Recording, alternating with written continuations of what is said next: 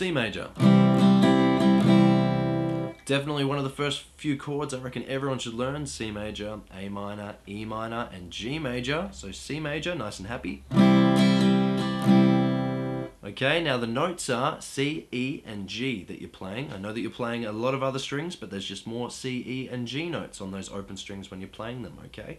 So if you don't understand any of the theory, go back and check out my grade 1 playlist. All the theory and working out what notes are in major chords are in there, but here's the tab that you'll be using.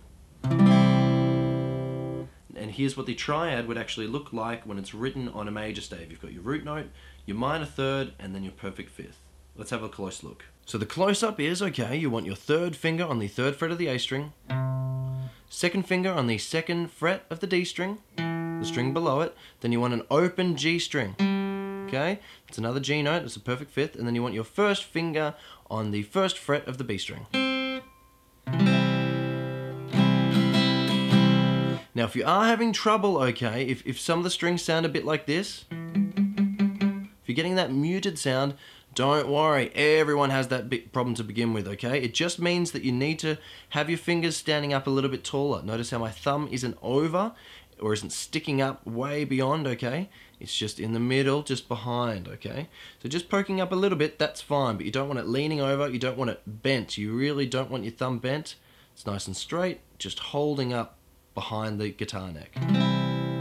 So if it's sounding a bit muffled, especially that very thin string, as you can hear, muffled there, then you just need to work on getting your first finger to stand up a little bit taller.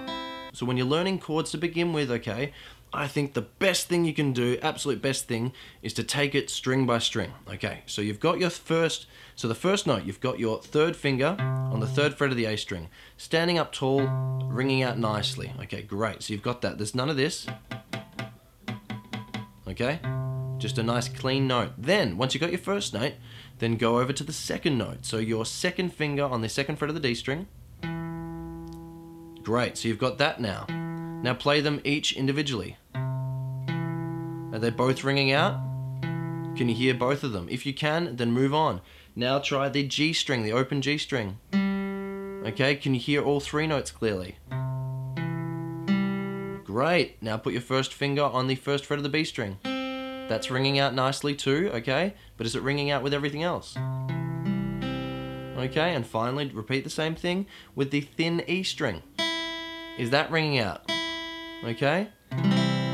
So if you are getting any notes, I'll show you, that are not sort of quite, I'm going to lean down and show you if there's any notes that are muffled. Okay, so listen to the muffled. Okay, it just means that my fingers are bending a little bit too far down and just need to stand up a little bit taller so you can hear each individual string like this.